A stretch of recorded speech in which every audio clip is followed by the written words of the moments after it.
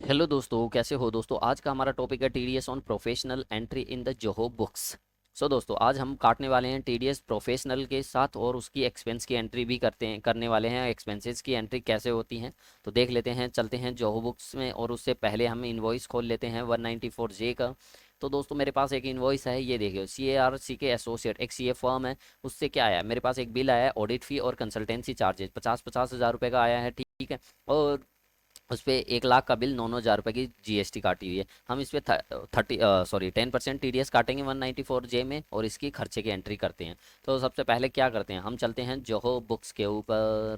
कितने गया भैया, कितने, आ जा भैया आ जा। चलो जोहो बुक्स के ऊपर आगे परचेज के अंदर आते हैं। परचेज के अंदर से भी एंट्री कर सकते हो। बिल के अंदर पे आते हैं। बिल पे आने के बाद यहाँ से न्यू ट्रांजेक्शन पे क्लिक करना है। न्यू ट्रांजेक्शन पे क्लिक करने के बाद आपको सिलेक्ट वेंडर करना है। वेंडर में न्यू वेंडर करना है। न्यू वेंडर में करने के बाद यहाँ से CARC के एसोसिएट को चूज करना है और यहाँ से डाल देना है। ठीक है। ठीक है, और यहाँ पे फर्स्ट नेम और लास्ट नेम डाल देना जो भी है। जैसे मान लो सी कंपनी उसका मालिक कौन है। ठीक है, जैसे जो CA फर्म आप जिससे ऑडिट कराते हो उसका मालिक कौन है। जैसे मान लो राम कुमावत है। ठीक है, तो उसका नाम आ गया। ठीक है, और यदि आप किससे करना चाहते हो, CARC के एसोसिएट से करना चाहते हो या राम कुमावत के नाम से करना चाहते हो, वो डिस्प्ले आपकी मर्जी है। और वेंडर ईमेल डाल दो, फ़ोन डाल दो और मोबाइल नंबर डाल दो। उनकी तीनों चीज़ें डाल दो। वेबसाइट है तो कोई डाल दो। यहाँ से जीएसटी उसको रजिस्टर्ड में डाल दो और उसका नंबर ले लो यहाँ से बिल से। ठीक है, बिल में नंबर आ रहा है, ये आ गया। ठीक है, वैलिडेट कर सकते हो यहाँ से। क्योंकि मेरे वाला तो रॉन्ग होगा क्योंकि मैंने एक ऐसे ही उठाए हुए हैं सारे के सारे। तो ये देखो इनवैलिड वैल्यू। ठीक है, क्योंकि ये गलत है क्योंकि मैंने ऐसे उठाए हुए हैं। आप वैलिडेट कर सकते हो अपने। तो यहाँ से वैलिडेट हो जाएगा राजस्थान इंडिया। ठीक है, ड्यू रिसिप्ट 15 दिन के अंदर बिल पे करना होता है। मान लो इस पार्टी को हमें, तो 15 दिन डाल देंगे। सेलेक्ट टैक्स कितना होता है, टैक्स टैक्स टैक्स टैक्स कितना, TDS के ऊपर कितना काटोगे। प्रोफेशनल, प्रोफेशनल के ऊपर 10% होता है दोस्तों, प्रोफेशनल के ऊपर। और ये हो गया। उसके बाद आप इसका एड्रेस डाल दोगे। यहाँ से मैं नहीं डाल रहा, आप डाल देना। ठीक है, यहाँ से सेव कर लेना। ठीक है, यहाँ से सेव करते हो तो ये देखो CRC के एसोसिएट आगे वेंडर नेम के न्यू बिल के अंदर। और यहाँ पे GSTN आ गया वगैरह।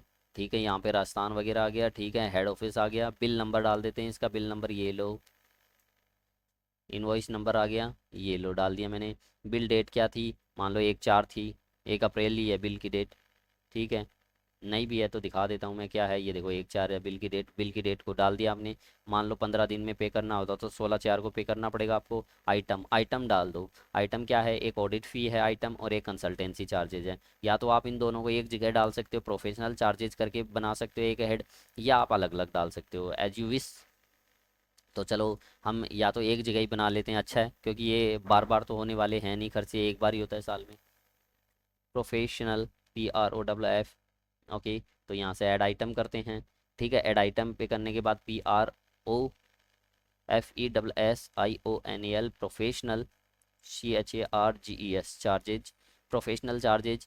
ठीक है, यहाँ से सर्विसेज कर लेते हैं। सर्विसेज के बाद में SAC कोड डाल देते हैं यहाँ से उठा के और यहाँ पे डाल देते हैं। ठीक है, और फिर सेल्स में से हटा देते हैं क्योंकि हम ऐसे तो है नहीं कि CA से सर्विस लेके हम भी आगे इस सर्विस को बेचेंगे, हो ही नहीं सकता। परचेज परचेज करते हैं तो यहाँ से जीरो कर देते हैं। ठीक है, और यहाँ से कॉस्ट ऑफ गुड्स सोल्ड की जगह इसे क्या करेंगे हम, कोई प्रोफेशनल चार्जेज आ रहा है आपके P&L, यहाँ से ये बताऊँ क्या है। ये दोस्तों अकाउंट है जिसके अंदर आपकी एंट्री डेबिट होगी। ठीक है, तो डेबिट कौन से के अंदर होनी चाहिए आपकी, जो ये अकाउंट है जो बना रहे हो, ये कौन से प्रोफेशनल चार्जेस कहाँ पे जाना चाहिए आपके P&L के अंदर। तो किस में जाना चाहिए, यहाँ से या तो ऐसे देख लो, ये रहो एडवर्टाइजमेंट, ऑटोमोबाइल, बेड डेट्स। यहाँ पे ये देखो कंसल्टेंट एक्सपेंसेस, हम इसी में डालेंगे। और यदि आपको प्रोफेशनल एक्सपेंसेस के अंदर डालना है तो मैंने बताया हुआ कैसे डालोगे आप। आपको क्या करना है, यहाँ से नीचे क्या करोगे, अकाउंटेंट में आओगे। इस पैनल के अंदर अकाउंटेंट के अंदर आने के बाद चार्ट्स ऑफ अकाउंटेंट के अंदर जाओगे। चार्ट्स ऑफ अकाउंटेंट के अंदर जाने के बाद एक न्यू अकाउंट क्रिएट करोगे, है ना। न्यू अकाउंट क्रिएट करने के बाद उसमें क्या डालोगे, प्रोफेशनल चार्जेज, और उसे किस हेड के अंदर डालोगे, अदर एक्सपेंस के अंदर डाल देना। ठीक है, या यहाँ से कंसल्टेंट चार्जेज भी कर सकते हो। और यदि आपको नहीं बनाना आता लेजर, तो मैंने एक वीडियो बनाया हुआ हाउ टू क्रिएट लेजर, वहाँ से देख सकते हो कैसे बनाते हैं। ठीक है, how to create ledger in Zoho Books ऐसे करके वीडियो बनाया हुआ है। या आप हमारी प्लेलिस्ट से ढूंढ सकते हो। तो छोड़ो, यहाँ से मैं कंसल्टेंट एक्सपेंसेस कर देता हूँ, ठीक है। और यहाँ से उसकी रेट 18% ले लेते हैं जीएसटी की, क्योंकि नॉर्मली सर्विस के ऊपर 18 ही होती है। तो इन दोनों में 18 करेंगे, चाहे इंट्रा हो चाहे इंटर हो, दोनों में 18 करेंगे। क्यों करेंगे? यदि यहाँ पे 18 करेंगे तो ये नोनों में बढ़ जाएगा, और यहाँ पे 18 करेंगे तो ओनली 18 ही आएगा, क्योंकि ये इंटर है ये इंट्रा है, ठीक है। ओके, यहाँ से सेव कर दिया। सेव करने के बाद यहाँ से एक क्वांटिटी, क्वांटिटी कितने की है? 1 लाख रुपए की है, ठीक है। यहाँ से ये देखो 1 लाख रुपए बन रहे हैं ना, 50 50 प्लस 1 लाख हो गया, ठीक है। अब ये देखो नीचे ये आईसीसी कोड वगैरह सब कुछ आ चुका आपका, सो टोटल 1 लाख आ गया। यदि मान लो इस पर डिस्काउंट देता है तो आप यहाँ से रुपीज़ में और परसेंट में डिस्काउंट डाल सकते हो। यदि आपकी सामने वाली पार्टी सीजीएसटी और एसजीएसटी कट गया है, ये देखो ऑटोमेटेड इस बिल में दिया हुआ है, वो का वो हमारे यहाँ पे भी आ चुका है। और 10,000 रुपये उस पर टीडीएस भी काट लिया, टीडीएस ऑन प्रोफेशनल फीस, ठीक है ना। और बाकी हम उसको पेमेंट करेंगे 1,08,000। तो इसे क्या करते हैं, सेव एज ओपन करते हैं। यहाँ से बिल भी डाल सकते हो आप उसका, ठीक है। मैं दिखा देता हूँ यार एक बार, मैं भी डाल ही देता हूँ आपके सामने। चाहे जैसी भी एंट्री, मैं आपको एंट्री बताने के लिए कर रहा हूँ, पर प्रॉपर तो बताऊँ ना। अपलोड, अपलोड के अंदर यहाँ से, और नरेशन वगैरह डालनी होती है ना दोस्तों। यहाँ से पहले तो मैं देखो ये बिल अपलोड कर दिया मैंने, डिस्प्ले करना है तो यहाँ से ये देखो डिस्प्ले कर सकते हो, display attachment in the vendor portal and email, ठीक है। और यहाँ से क्या कर सकते हो, देखो नोट्स, नोट्स में डाल सकते हो। जैसे क्या कि एंट्री, वो नरेशन नहीं डालते हम कि we have booked expenses of ये दिस दिस दिस, ठीक है। तो वहाँ से कर देंगे, ठीक है। यहाँ से सेव करेंगे, ठीक है। यहाँ से सेव हो गया। अब ये देखो कितना ये आ गया, ये आ गया, ठीक है, ये हो गया, ठीक है। अब इसकी जेवी देखनी है, तो जेवी क्या देखोगे, ये रही जेवी। जेवी देखो क्या बुक हुई है, 1 8 10 9 10 1 ये करके जेवी बुक हो गई इसकी, ठीक है। अब ये जेवी से हमें क्या करना है, इसका पेमेंट करना है दोस्तों, ठीक है। ये देखो खर्चे के अंदर 1 लाख गया है, इनपुट सीजीएसटी के अंदर 9,000 गया है, और इनपुट एसजीएसटी के अंदर 9 गया। अकाउंट पेबल के अंदर 1,18,000 में से अकाउंट पेबल 10,000 से डेबिट होके 1,08,000 गया है, और टीडीएस पेबल के अंदर 10,000 गया है। पहले इसको पेमेंट कर देते हैं भाई, इसको पेमेंट कर देते हैं, इस पर्सन को पेमेंट कर देते हैं। तो ये देखो 1,08,000 आ रहा है। कितनी तारीख को पेमेंट कर रहे हैं, मान लो अप्रैल में कर रहे हैं, वही 5 10 10 तारीख को, 13 तारीख को पेमेंट कर रहे हैं, ठीक है। यहाँ से बैंक ट्रांसफ़र कर दिया, यहाँ पे स्टेट बैंक से पैसा पे कर दिया, और बाकी सेव कर दिया।